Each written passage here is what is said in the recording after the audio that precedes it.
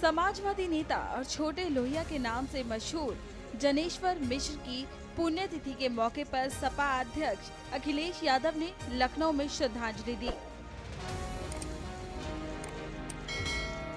लेकिन इस मौके पर उन्होंने कई राजनीतिक बयान भी दिए।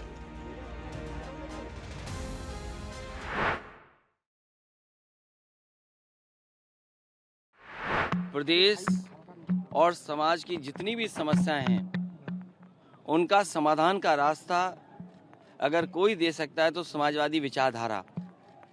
जिस तरीके से नफरत बढ़ रही है, जिस तरीके से भेदभाव बढ़ाया जा रहा है, जिस तरीके से एक क्षेत्र को ज़्यादा लाभ पहुंचा करके दूसरे क्षेत्र को दबाया जा रहा है, आज महंगाई चरम सीमा पर है, बेरोजगारी चरम सीमा पर है, गरीब हो या कोई आज न्याय की उम्मीद नहीं कर सकता है। जहां लोकतंत्र और संविधान ने हमें अधिकार दिए हैं, बाबा साहब भीमराव अम्बेडकर जी के संविधान ने हमें जो अधिकार दिए, उन अधिकारों को भी छीना जा रहा है। जिस तरीके से निजीकरण बढ़ाया जा रहा है और भारतीय जनता पार्टी जानबूझ करके कुछ उद्योगपतियों को कैसे लाभ पहुंचे उस दिशा में एक एक कर फैसला ले रही है।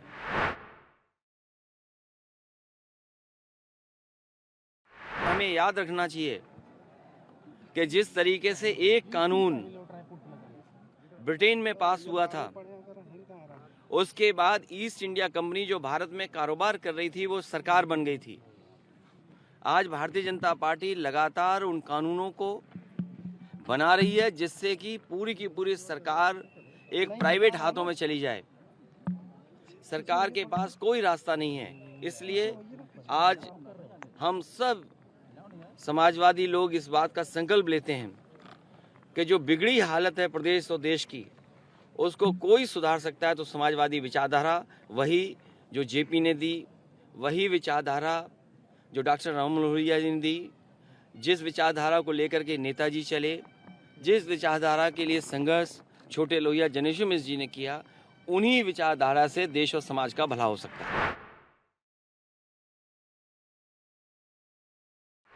ये बात आपको पता होना चाहिए कि बिहार के मुख्यमंत्री नीतीश कुमार जी ने देश के सभी नेताओं से मिलने का काम किया था और उन्होंने जिस प्रदेश में जो मुख्य दल है उसके बारे में उन्होंने अपनी बात भी रखी थी। इसी तरह बंगाल की मुख्यमंत्री ममता बनर्जी भी लगातार प्रयास करती रहीं।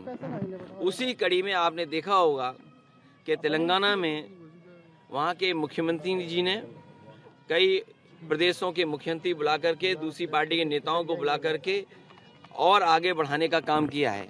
जिस तरीके से भारतीय जनता पार्टी दिन गिनने लगी है, याद कीजिए दिल्ली में इनका नेतृत्व बैठा, उसने कहा कि अब 400 दिन बाकी हैं और मैं आज कहना चाहता हूं जब इनकी प्रदेश कार्यकारिणी बैठी है तो 398 डेज बचे हैं। इनका काम देखा है। मुझे तो ये लगता है कि भारतीय जनता पार्टी का 2022 अभी गया नहीं है।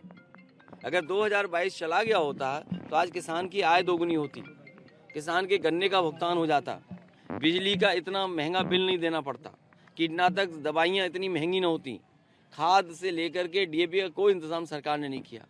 और जिस तरीके से संस्थाओं में अपने लोगों को बैठा रहे हैं और भेदभाव कर रहे हैं, क्या उम्मीद कर सकता है हैदरगढ़ में बगल में लखनऊ के जहाँ मुख्यमंत्री बैठते हों, एक को आत्मदाह करना पड़ा हो? कस्टोडियल डेथ सबसे ज़्यादा हो रही हैं। आज जब प्रदेश कार्यकारिणी इनकी बैठी है तो कम से कम बलवंत सिंह के परिवार में जो उनकी पत्नी थी उनको सरकारी नौकरी देने का भी फैसला लें और 1 करोड़ रुपए देने की भी मदद करें। यही भारतीय जनता पार्टी है। इनके सब प्रदेश के नेता समाजवादी पार्टी को कहते थे कि इनकी सरकार में भेदभाव होता है। मैं ये जानना चाहता हूं कि बलवंत सिंह की पुलिस ने कस्टडी में मौत की है, मारा है उसे, क्या ये भारतीय जनता पार्टी उसके परिवार की 1 करोड़ से मदद करेगी? क्या इसका प्रस्ताव लाएगी यहाँ पर प्रदेश कार्यकारिणी में?